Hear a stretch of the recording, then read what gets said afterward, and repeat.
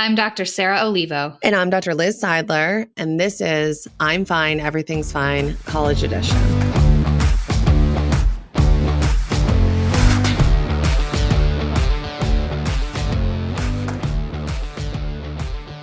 Okay, this is our second to last micro episode. Just a reminder that this is a follow-up to our Finding and Keeping Your People series. And today I'm going to talk to you about how a lack of skill can interfere with how you find and keep your people. So by the end of this episode, you're going to have a concrete idea or two that can help you build up your own social skill muscle. Before we go there, though, listen in on a conversation that Liz and I had with a recent college graduate.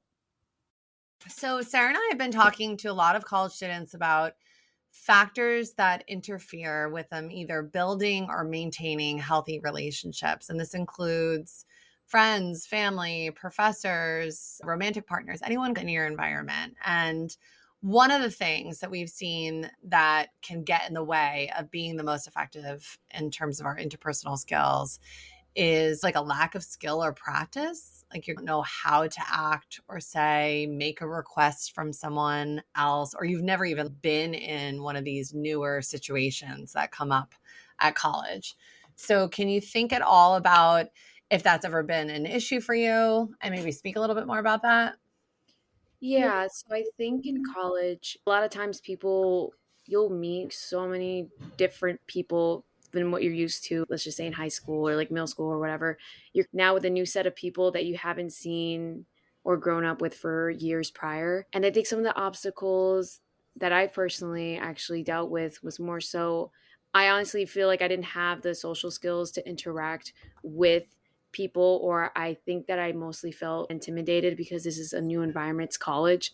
You're kind of like, so many people are in a different sort of stance in their educational level now. Like you have people who are in their fourth year. You don't know whether or not this college has people in like their graduate programs and such. So you're kind of like, if I talk to them, are they going to think I'm like a little person? Like I'm a little girl? Like I don't know what I'm talking about. Are they even going to want to be friends with me? Or are these people just as nervous as I am to start college? So I think it's like breaking that ice was really hard for me.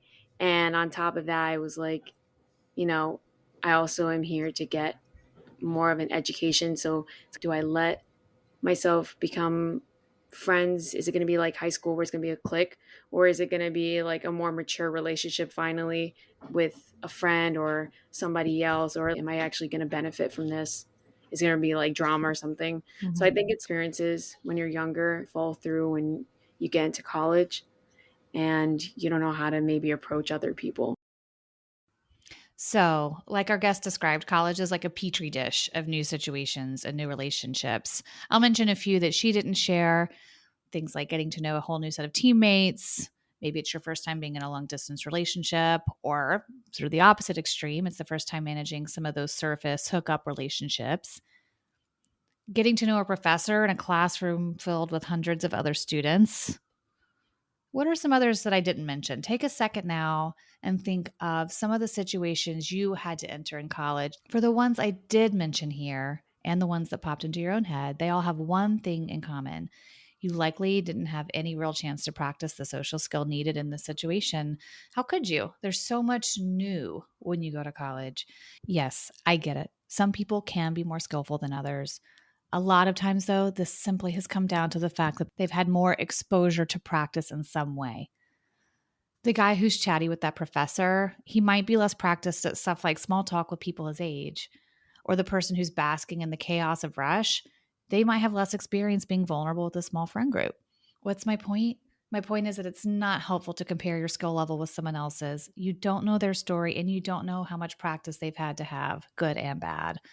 When you're in a new environment, you're going to feel a bit like a baby deer learning to walk in some situations. You're going to be a little wobbly. Everyone has situations that make their knees buckle a little bit.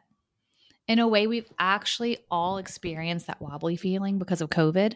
Social skills are like a muscle, and they atrophy when they're not used. They also feel sore when being used for the first time. I'm going to read a quote to you that came out of an article in the New York Times that came out in 2020. Here it goes. In every interaction, you have to make countless intuitive judgments, interpreting words, gestures, and expressions, and reacting appropriately. You've also got to get the timing and pacing right, as well as titrate how much to share with whom. Social interplay is one of the most complicated things we ask our brains to do. In normal circumstances, we get a lot of practice, so it becomes somewhat seamless. You don't think about it, but when you have fewer opportunities to practice, you get off your game.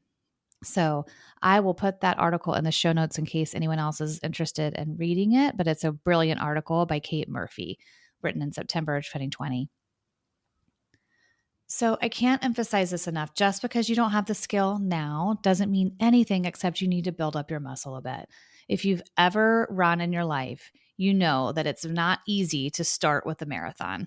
If you wanted to train for a marathon, would you just put on your running shoes and gun out the 26.2 miles? I'm guessing not. And you know what? You wouldn't feel bad about it either. So be equally patient and kind with yourself while you're training up to handle some new social muscle. There's a term used in behavioral science I think is relevant here: shaping. Shaping is when you take small steps towards a bigger behavior that you want to have. You have to crawl before you can walk, and you have to run a mile before you can run that social marathon. A lot of times I'm working with people who are afraid, for instance, of raising their hand in class, even though they know participation is a huge part of their grade. So let's shape that behavior. A first step might be to say hi to the professor after class, then to ask a simple question.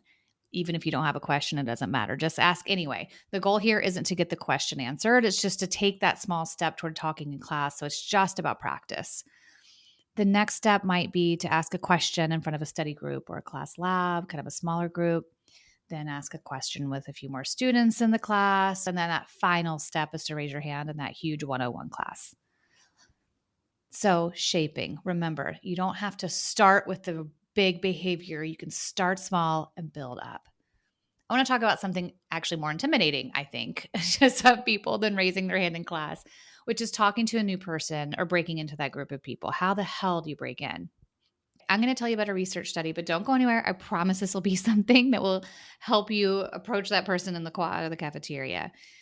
In a University of Chicago study that was conducted with undergrads, students were asked to rate how likely a stranger would be willing to talk to them and enjoy the experience. 47% of students thought that the conversation would be welcome, and the other 53% thought they'd be rejected. And in fact, 100% of the conversations went well, as judged by the person who was being approached and the one who was doing the approaching. So head in with that statistic in mind. 100% of those conversations were perceived well. And if you go into a conversation and it doesn't go well, it just means that person's a total social deviant. I'm just kidding. Well, kind of. So now for some concrete and scientifically proven steps that can help people have an effective small talk game. The first one is smile. It works for you because it puts you in a more energetic, upbeat, emotional state. We know this from functional MRIs. I'm telling you, it's a thing. Plus, the brain has mirror neurons, which tend to prompt the same response in other people that you have. So if you smile at someone, their mirror neurons are going to make sure that they smile back at you. Number 2, look for similarities. This doesn't have to be a huge thing. Keep it simple. And remember, this is just a conversation appetizer of sorts. If you're in a class, just ask what they think about the professor. Everyone loves to bitch about all the reading they have in the syllabus. That's an easy one. So look for small, simple similarities. And number 3, use the insights and question method. This is just like it sounds. You offer a statement or an observation about the situation you're in, and then you follow it up with a question. So for example, I just took a look at the syllabus. Can you believe all the reading she's making us do? Again, when in doubt, just bitch about the professor. This one might feel basic and concrete, but if you repeat it, then it helps you look connected to the conversation while continuing to kick the ball back and forth to the other person. So in a lot of ways, you're making them do the actual hard work of keeping the conversation going because you got the questions rolling. A pro tip here: ask them a question about themselves. We're all a little bit on the narcissistic side, and studies show people are willing to stay in a conversation longer if they're able to talk about themselves. Okay. Outside of small talk, it can be intimidating to jump into a new group of people who already have something in common. A new team, a school club, your dorm mates, a fraternity or a sorority. In these situations, I always tell people it's okay to lay low and start slow at first. Get your bearings. Be an observer. You're going to have hundreds of interactions with this group during the semester. You'll have a lot of chances to get things right.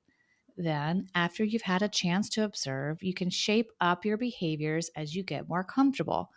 For instance, observe people who seem confident in their skills amongst this group. What's their body language like? What kind of language do they use? Are their shoulders back, head high? Mirror their facial expressions. Try to match that. It's clearly taken well in this group. Or practice small talk with someone you're not intimidated by within the group just to get the wheels oiled a bit, and then work your way up to larger group conversations.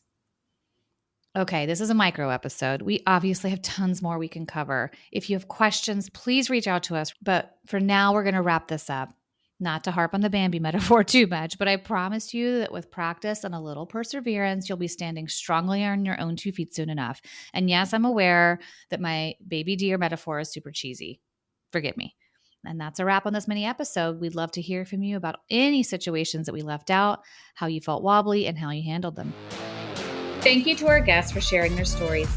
This podcast is for college students, and we want input by college students. Please reach out to us by text, email, or voice memo at imfinecollegePodcast@gmail.com or 929-500-2231.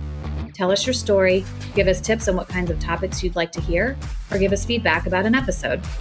We'll share episode announcements and resources on Instagram at imfinecollegepod. And last but not least, if you enjoyed today's episode, please subscribe to the podcast. Every hit of that plus button helps us keep going.